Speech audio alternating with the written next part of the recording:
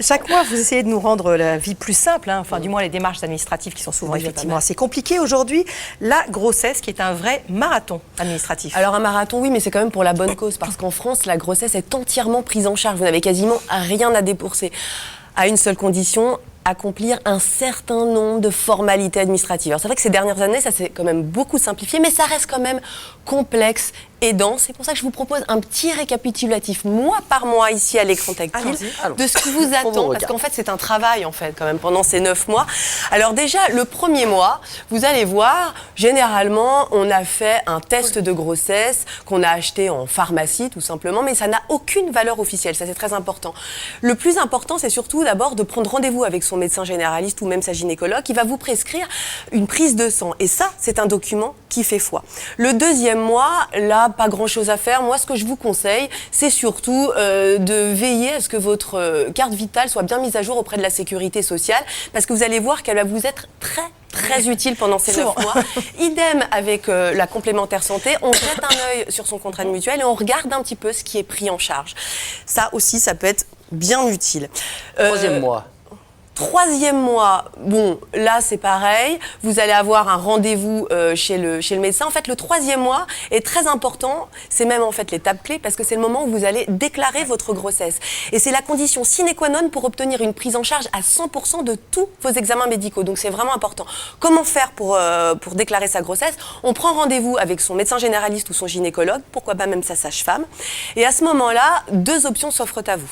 Option A, vous tombez sur un médecin high-tech qui vous fait votre déclaration de grossesse en ligne depuis son bureau sur son ordinateur. Oh, très fort. Vous n'avez rien à faire. Option B, vous tombez sur le médecin plutôt vieille école.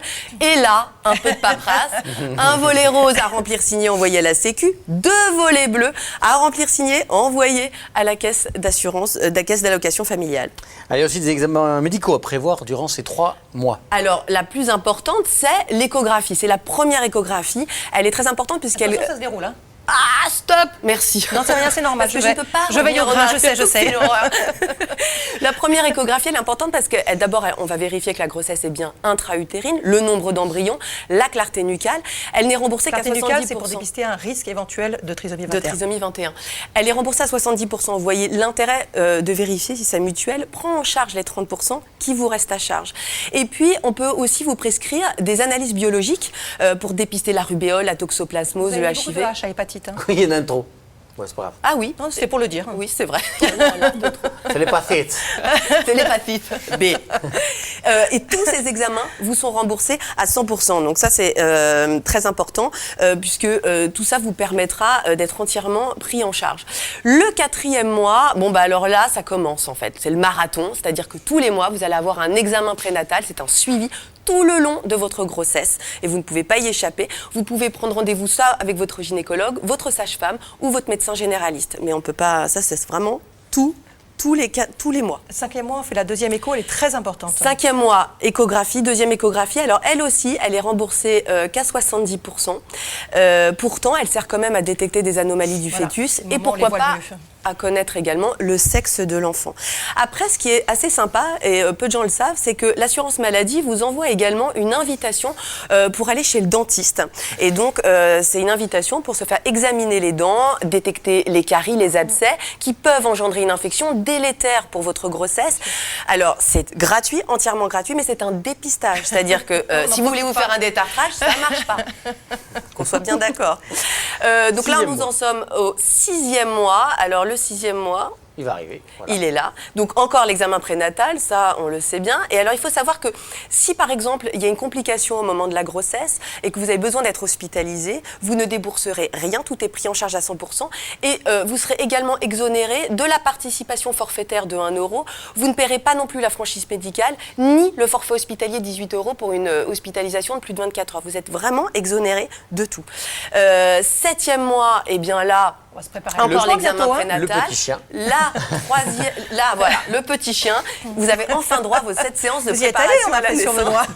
Je ne vais pas vous demander de me faire le petit chien. Non, je ne ferai rien du tout. Je n'en parlerai même pas. Je ne veux pas le savoir. Non, mais le papa peut être là. Hein. Le papa peut être là. Le papa peut être là. Ça peut être fait avec la sage-femme. Là aussi, c'est pris en charge à 100%. Le 8e mois, c'est la dernière échographie, la plus importante aussi, l'une des plus importantes. Elle est remboursée à 100%. Et puis, vous avez aussi rendez-vous chez l'anesthésiste, bien évidemment, puisque le 9e mois, là, j'ai envie de vous dire que l'issue est absolument inéluctable. On peut le dire comme ça. Alors, il y a quelque chose dont vous ne nous avez pas parlé, je vais y arriver, c'est le choix de la maternité. Oui, alors déjà, un conseil, n'attendez pas pour vous inscrire dans une maternité, même si, parce que les places, souvent, les maternités sont débordées, les places sont souvent complètes, et même s'il y a un risque de fausse couche ou une complication qui peut survenir, on peut annuler son inscription. Alors après, comment choisir sa maternité? Quand on dit on ne tarde pas, dans certaines régions, il faut même quasiment s'y prendre. Faire le premier mois. Ah oui, le 2e jour. Voilà, exactement. Ouais, si vous êtes sûr d'aller là où vous voulez aller. Tout à fait. Et après, pour choisir sa maternité, il faut savoir qu'elles sont classées en 3 niveaux. Le premier niveau, c'est vraiment pour le niveau 1, c'est pour les grossesses, les accouchements simples.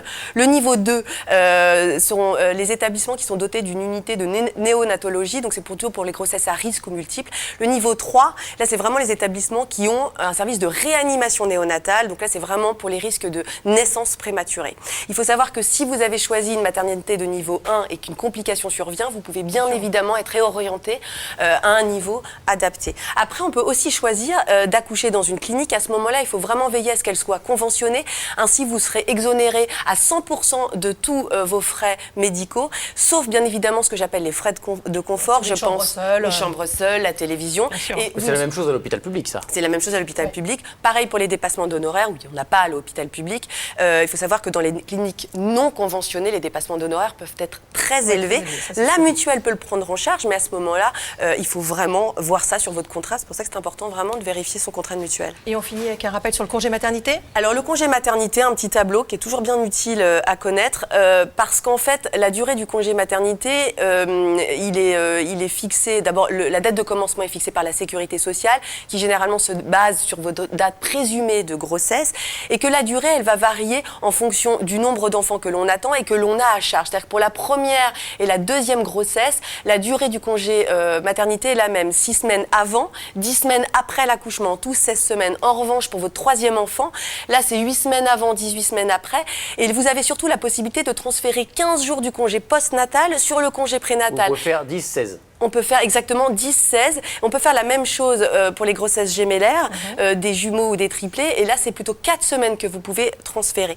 Bien évidemment, il y a aussi le congé pathologie qui peut vous être prescrit par votre médecin si votre état de santé le justifie. Et généralement, quand par exemple, on a des transports en commun qui dépassent la demi-heure, il peut être prescrit à ce moment-là. C'était parfait, très complet, Madame Dali. Vraiment impeccable. Revenez quand vous voulez, vraiment. Merci. Bravo, merci, Séti.